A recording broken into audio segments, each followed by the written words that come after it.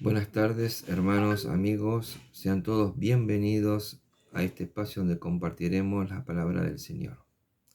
Me presento en primer lugar, mi nombre es Claudio Carnuccio, congrego en la Iglesia Cristiana Evangélica Casa Restauración, La Red 98, Monte Grande, Partido Esteban Echeverría, Buenos Aires.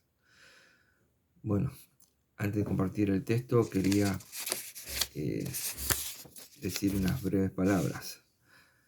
La palabra que vamos a compartir hoy, en el primer versículo, puedo dar fe de que se hizo hecho en mi vida. Y bueno, y vamos a la palabra que vamos a compartir. La palabra está en Primera de Pedro,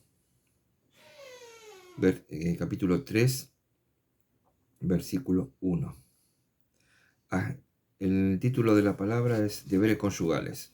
Y la leemos en el nombre del Padre, del Hijo y del Espíritu Santo.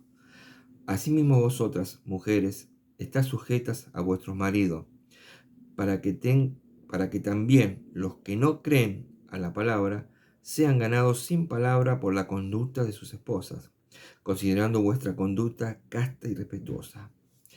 Vamos a detenernos en este versículo, después seguiremos leyendo un versículo más. Bueno, paso a contar. Este versículo me llega mucho porque mi esposa llegó al camino antes que yo, mucho tiempo antes que yo. Yo conocía a Dios, creía a Dios, creía que hacía las cosas bien, o sea, me comportaba bien, honradamente, trabajaba, una vida moral buena, pero no tenía a Jesús en mi corazón. Y ella sí, estaba congregando en la iglesia, había recibido a Cristo en su corazón y siempre oraba para que yo pudiera recibir a Cristo, para que yo lo pudiera conocer. Y ella estuvo orando 7 años hasta que yo pude conocer a Jesús. Pude recibirlo en mi corazón, pude empezar a vivir este evangelio que nos va a llevar para la vida eterna. En este versículo vemos lo primero que marca el apóstol Pedro. No creen. En un matrimonio había uno de los dos que no creía en la palabra. Pero como hace un juego de palabras, no cree en la palabra, pero sin palabra, que es la parte que hizo ella, con su testimonio, con su forma de actuar, con su alegría, le hizo conocer la belleza, la alegría, el gozo de estar en Cristo. A veces uno piensa que tiene que saberse todos los versículos de la Biblia y salir a evangelizar con un autoparlante y gritar a los cuatro vientos, que no está mal la palabra de Dios, pero a veces solamente con el testimonio, con estar al lado, por dar una palabra en los momentos justos, se puede lograr mucho más. Esta mujer de este texto, o sea, como dice acá el apóstol Pedro, dice solamente con su testimonio, con su buena conducta, una mujer casta, de buena moral. A veces escuchamos de hombres y mujeres que trabajan en la obra de Dios y sus esposos o esposas no creen todavía en la palabra y me voy a la iglesia a las 3 de la tarde, tenemos reunión, me voy a la iglesia a las 4 de la tarde, no está mal para trabajar en la obra, pero a veces tenemos que demostrarle el gozo y la alegría y compartir con ellos para que sepan de lo que estamos viviendo. Yo lo digo por experiencia, yo sentía que mi esposa iba a las reuniones, a los cultos, y salía con gozo, con alegría, viviendo la palabra de Dios. Y eso, bueno, llegó un momento que yo dije, quiero vivir eso, quiero vivir de esa manera, quiero encontrar lo que ella encontró en Cristo.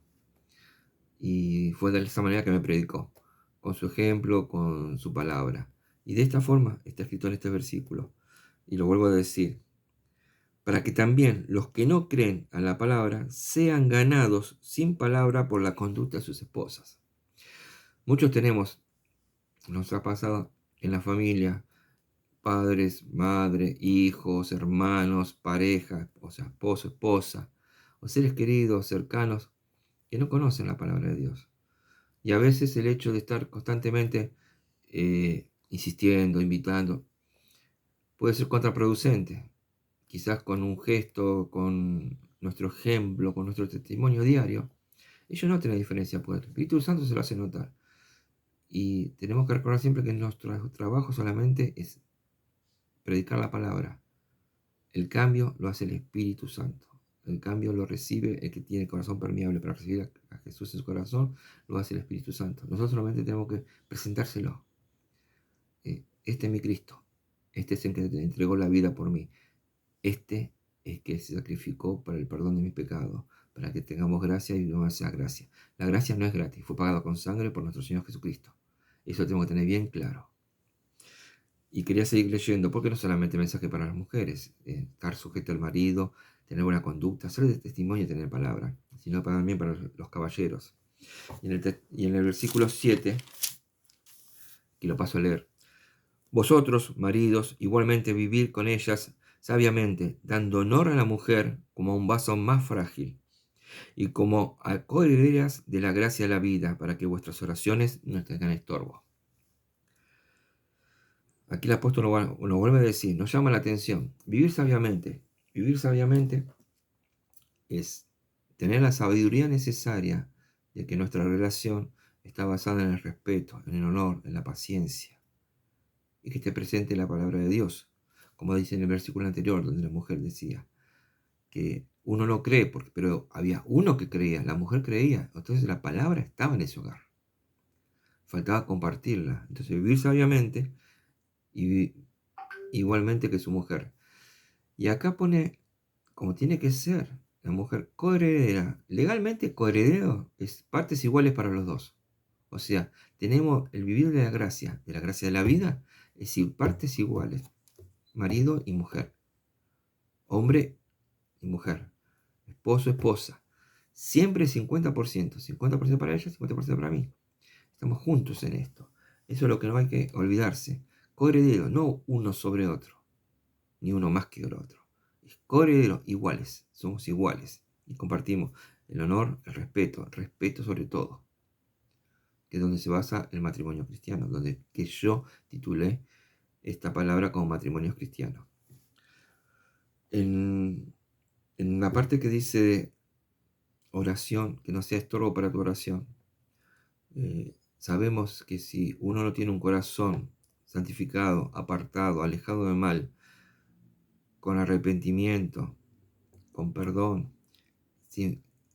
no puede orar. O sea, si no tiene perdón en su corazón, si no tiene arrepentimiento, si no está santificado, las oraciones van a llegar hasta el techo. El Señor escucha las oraciones de un corazón humilde, de un corazón puro, de un corazón arrepentido. Y uno que está mal con su esposa, esposo, en su casa, es estorbo para su oración. Porque la oración va a llegar hasta el techo nada más, no va a llegar hasta el altar divino. Y nosotros queremos que la oración llegue a ese altar. Queremos que nuestras oraciones sean atendidas. En la parte del versículo que me impresiona me dice, para que vuestras oraciones no tengan estorbos. Y no es el hecho de que uno cuando ora se siente eh, que lo están estorbando, sino que al no tener esa humildad de corazón no va a llegar a la oración. El apóstol Pablo también habla sobre los deberes matrimoniales, conyugales, y lo explica en la carta de Colosense. En la parte de Colosense, capítulo 3, versículo 18. Casadas, estad sujetas a vuestros maridos como conviene en el Señor. Marido, amad a vuestras mujeres y no seáis áspero con ellas. Lo dice el apóstol Pedro, lo dice el apóstol Pablo. ¿Sí? Nuestro deber como marido, esposos y esposas, es respetarnos, ser pacientes, honrar tanto a uno como a otro. Sujeto no es estar debajo de, o estar dependiendo de. Sujeto es estar junto al marido, junto a la esposa, y compartir este camino.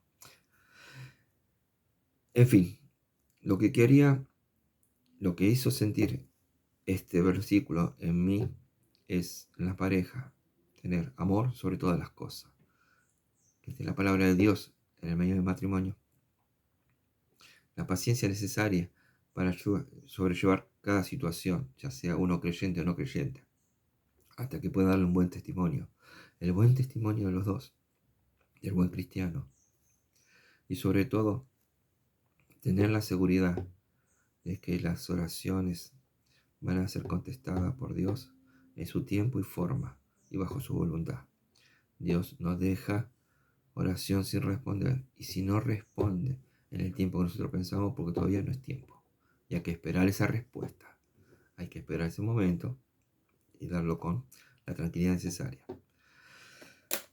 Si alguno de los que escuchan le gustaría recibir a Jesús en corazón para vivir en este evangelio, los invito a hacer una breve oración, pero esta oración tiene que ser hecha con fe, creyendo realmente, poniéndonos en una humildad de corazón para recibir a Jesús y para seguir su mandamiento.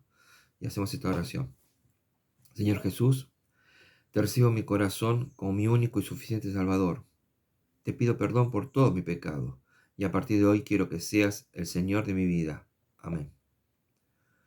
Queridos hermanos, amigos, que tengan un bendecido día y que Dios los sorprenda gratamente.